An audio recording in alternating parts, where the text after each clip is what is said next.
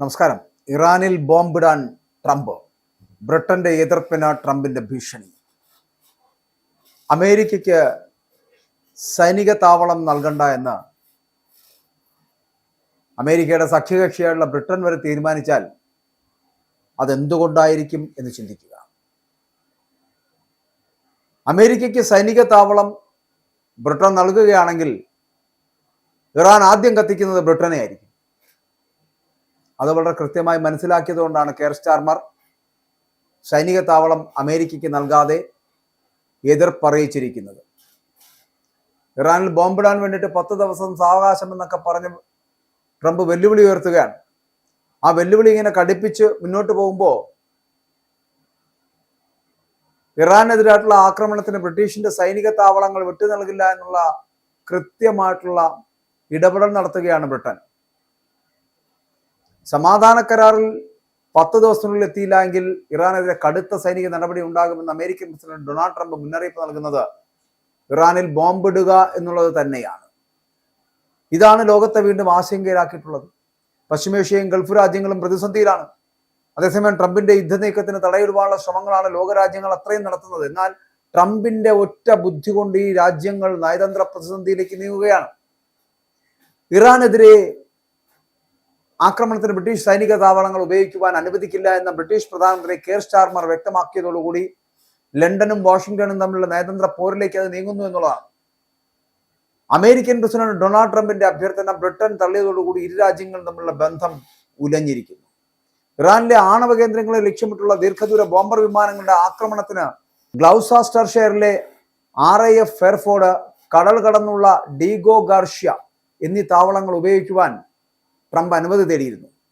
എന്നാൽ മുൻകൂർ ആക്രമണത്തിന് താവളങ്ങൾ വിട്ടു നൽകുന്നത് രാജ്യാന്തര നിയമങ്ങളുടെ ലംഘനമാകുമെന്ന് ബ്രിട്ടന്റെ അറ്റോർണി ജനറലായിട്ടുള്ള ലോർഡ് ഹർമർ മുന്നറിയിപ്പ് നൽകി. ഇതോടുകൂടിയാണ് സ്റ്റാർമർ നോ പറഞ്ഞത്.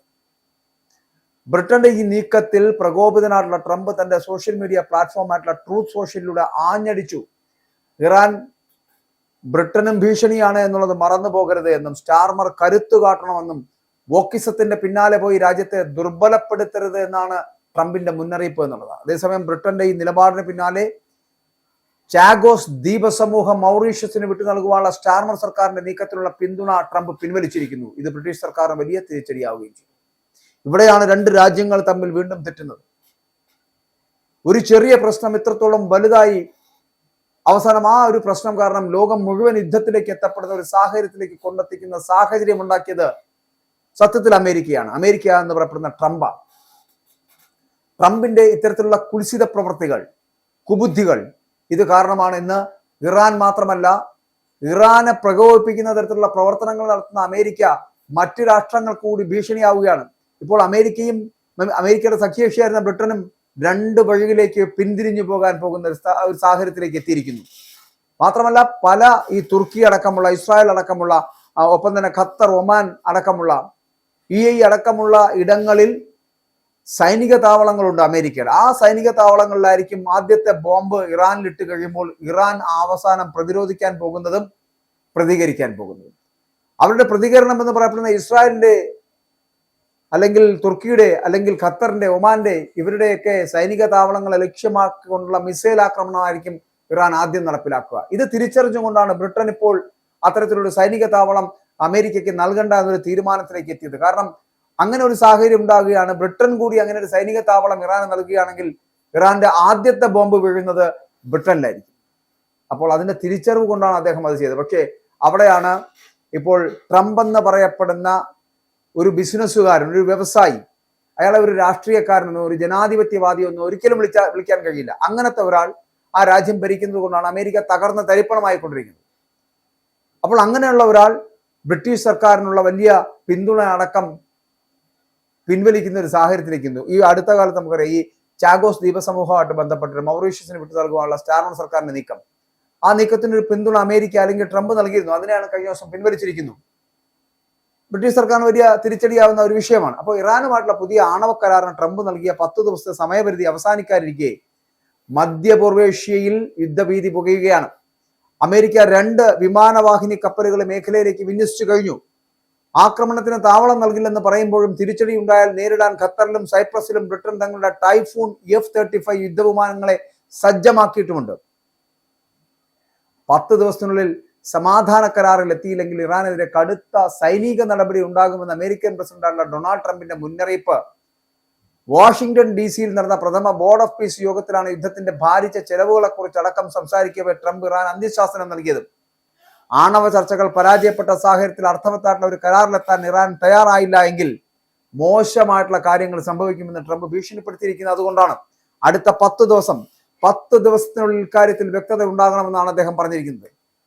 ചർച്ചകളൊക്കെ വഴിമുട്ടിയതോടെ പശ്ചിമേഷ്യൻ മേഖലയിൽ അമേരിക്കൻ സൈന്യം വൻതോതിൽ വിമാനവാഹിനികളും യുദ്ധവിമാനങ്ങളും അന്തർവാഹിനികളും ഒക്കെ വിന്യസിച്ചിട്ടുണ്ട്. ഇറാന്റെ ആണവ കേന്ദ്രങ്ങൾ, ബാലിസ്റ്റിക് മിസൈൽ കേന്ദ്രങ്ങൾ, സൈനിക താവളങ്ങൾ എന്നിവയാണ് അമേരിക്കയുടെ ലക്ഷ്യം. അമേരിക്ക ബോംബിട്ട് തകർക്കുന്നുണ്ട് എങ്കിൽ ഇറാന്റെ ആണവ കേന്ദ്രങ്ങളും ബാലിസ്റ്റിക് മിസൈൽ കേന്ദ്രങ്ങളും സൈനിക താവളങ്ങളും ആയിരിക്കുമെന്നുള്ള കാര്യത്തിൽ തർക്കമില്ല. അത് തകർന്നാൽ പിന്നെ ഇറാൻ ഇല്ല. ഇറാനെ അങ്ങനെ തകർക്കാൻ അമേരിക്കയ്ക്ക് കഴിഞ്ഞാൽ അവിടെ അമേരിക്കയുടെ വിജയമാണ്. പക്ഷേ അമേരിക്കയ്ക്ക് അത്തരത്തിലൊന്നും ചെയ്യാൻ കഴിയില്ല. അതിനേക്കാൾ ഏറെ വലിയ പ്രതിരോധങ്ങൾ തീർത്ത് മുന്നോട്ട് നിൽക്കുന്ന ഇറാന് മുൻപിൽ, ഇറാന്റെ പ്രതിരോധങ്ങൾക്ക് മുമ്പിൽ തകർന്നു പോകുന്ന അമേരിക്കയെ മാത്രമേ നമുക്ക് കാണാൻ കഴിയൂ. അതുകൊണ്ട് അമേരിക്കയ്ക്ക് അത്ര വലിയ ഈസി ആയിട്ട് വെനിസ്വേലയിലെ മഡൂറയെ പിടിച്ചുകൊണ്ട് പോയതുപോലെ ഇറാനിൽ വന്ന് ആയത്തുള്ള അലി ഖമനിയെ തൂക്കിക്കൊണ്ടുപോകാമെന്ന് വിചാരിച്ചാൽ നടക്കില്ല ട്രംപെ. അതാ സംഭവിക്കാൻ പോകുന്നത്. അപ്പോൾ യുദ്ധത്തിന് സമാധാനത്തെക്കാൾ 100 ഇരട്ടി ചിലവുണ്ട് എന്ന് ട്രംപ് പറയുന്നത് ഈ സമയത്താണ്. അപ്പോൾ മധ്യപൂർവേഷ്യയിൽ US വൻതോതിൽ സൈനിക ശേഷി വർദ്ധിപ്പിക്കുന്നതിനിടയിലാണ് ട്രംപ് ഇത്തരത്തിലുള്ള പ്രസ്താവനകളൊക്കെ ഇറക്കുന്നത്. വിമാനവാഹിനി കപ്പലുകളും യുദ്ധവിമാനങ്ങളും ഉൾപ്പെടെ വലിയ സൈനിക വ്യൂഹത്തെ അമേരിക്ക മേഖലയിൽ വിന്യസിച്ചിരിക്കുന്നു. നയതന്ത്രം പരാജയപ്പെടുന്ന ആ സാഹചര്യത്തിൽ സൈനിക നടപടിയിലേക്ക് നീങ്ങുവാൻ അവർ തയ്യാറാകുന്നു എന്നുള്ളതിന്റെ സൂചനയാണിത്.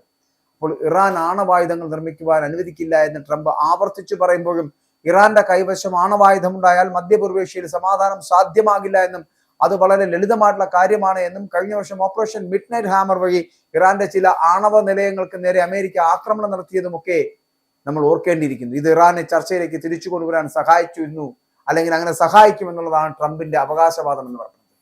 ഇവിടെ കഴിഞ്ഞ ദിവസം ജനീവയിൽ വെച്ച് അമേരിക്കൻ പ്രതിനിധിയായിട്ടുള്ള ജോർജ് കുഷ്ണറും സ്റ്റീവ് വിറ്റ്കോഫും ഒക്കെ ചേർന്നിട്ട് ഇറാൻ വിദേശകാര്യമന്ത്രിയായിട്ടുള്ള അബ്ബാസ് അരഗാച്ചിയുമായിട്ട് നടത്തിയ പരോക്ഷമായിട്ടുള്ള ചർച്ചകൾ നടന്നു.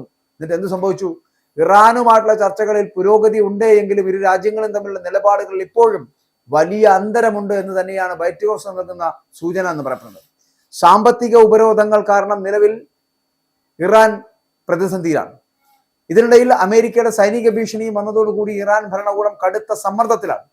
എന്നാൽ തങ്ങളുടെ പരമാധികാരം പണയം വെച്ചുകൊണ്ടുള്ള ഒരു കരാറിന് ഇറാൻ തയ്യാറാകുമോ എന്നത് ചോദ്യചിഹ്നമായിട്ട് തുടരുകയാണ് എന്നതാണ്. ഇറാനെതിരെ ഏറ്റവും കടുത്ത നിലപാട് സ്വീകരിക്കുന്ന ഇസ്രായേലും ട്രംപിന്റെ പ്രസ്താവനയെ പിന്തുണച്ച് രംഗത്തെത്തിയിട്ടുണ്ട്. ഇറാൻ ഒരു ആണവ ശക്തിയാകുന്നത് ഇസ്രായേലിന്റെ നിലനിൽപ്പിന് തന്നെ ഭീഷണിയാണെന്ന് പ്രധാനമന്ത്രി ബെഞ്ചമിൻ നെതന്യാഹു ആവർത്തിക്കുകയും ചെയ്യുന്നുണ്ട്. ഇറാൻ ഏതെങ്കിലും തരത്തിലുള്ള ആക്രമണത്തിന് മുതിർന്നാൽ അവർക്ക് സങ്കല്പിക്കുവാൻ കഴിയാത്ത തിരിച്ചടി നേരിടേണ്ടി വരുമെന്നുള്ള മുന്നറിയിപ്പ് നെതന്യാഹു നൽകുന്നുണ്ട്. US-ന്റെ ഏത് സൈനിക നീക്കത്തിനും പൂർണ്ണമായിട്ടുള്ള പിന്തുണയും പ്രഖ്യാപിച്ചിട്ടുണ്ട്. ഇറാനിൽ ബോംബിടാൻ ട്രംപ് ശ്രമിക്കുമ്പോൾ അത്തരത്തിലൊരു തീരുമാനവുമായിട്ട് ട്രംപ് ഇറാനിലേക്ക് എത്തിയാൽ പക്ഷെ മടങ്ങിപ്പോകാൻ ഈ ട്രംപ് ഉണ്ടാകില്ല എന്ന് കൂടി പറയേണ്ടിയിരിക്കുന്നു. ഇവിടെ ബ്രിട്ടൻ അടക്കമുള്ള സഖ്യകക്ഷികൾ പിന്തിരിഞ്ഞു നിൽക്കുന്ന ഒരു സാഹചര്യം, ബ്രിട്ടന്റെ എതിർപ്പ് എന്ന് പറയപ്പെടുന്നത് ട്രംപിന് കിട്ടാവുന്ന ഏറ്റവും വലിയ തിരിച്ചടിയാണ്. ആ തിരിച്ചടി എന്ന് പറയപ്പെടുന്നത് ട്രംപിന് ലഭിക്കുമ്പോൾ ട്രംപ് ബ്രിട്ടനെ പോലും ഭീഷണിപ്പെടുത്തുന്നു എന്നുള്ളതാണ്. സത്യത്തിൽ ലോകം ഉറ്റുനോക്കുന്നത് ഒരു 3-ാം ലോക മഹായുദ്ധത്തിലേക്ക് ഈ യുദ്ധം പോകുമോ, അല്ലെങ്കിൽ ഈ യുദ്ധത്തിൽ ഈ സാധ്യതകൾ ഉണ്ടാകുമോ എന്നുള്ളതാണ്. കാരണം ഇറാനിൽ ഏത് വിധേനയെങ്കിലും ഇറാനെ ഒറ്റപ്പെടുത്തിക്കൊണ്ട് യുദ്ധം ചെയ്ത് തോൽപ്പിച്ചവരെ കീഴടക്കാമെന്നുണ്ടായിരുന്ന അമേരിക്കയുടെ മോഹം പാഴ്മോഹമായി മാറി. കാരണം ഇറാനോടൊപ്പം നിൽക്കാൻ ചൈനയും റഷ്യയും അടക്കമുള്ള മുൻനിര രാജ്യങ്ങൾ നിൽക്കുമ്പോൾ അവരെ തകർത്തുകൊണ്ട് മുന്നോട്ട് പോകുവാൻ അമേരിക്കയ്ക്ക് എന്തായാലും കഴിയില്ല എന്നുള്ളിടത്താണ് ഇറാന്റെ വിജയം. അതുകൊണ്ട് ചെറിയ യുദ്ധമായി തുടങ്ങുകയോ ചെറിയ രാഷ്ട്രത്തിനെ പിടിച്ചെടുക്കുവാനുള്ള ട്രംപിന്റെ ശ്രമം തുടരുകയൊക്കെ ചെയ്താൽ മറ്റു പല രാഷ്ട്രങ്ങളും ട്രംപിന്റെ ഈ തീരുമാനത്തോട് വിയോജിപ്പ് രേഖപ്പെടുത്തുന്നവരാണ്. അവരൊരു സഖ്യകക്ഷിയായി തീരുവാനുള്ള സാധ്യത വളരെ കൂടുതലാണ്. അങ്ങനെ വന്നു കഴിഞ്ഞാൽ പിന്നെ അമേരിക്കയും ട്രംപുമൊന്നും ഈ ഭൂമിയിൽ തന്നെ ഉണ്ടാകില്ല.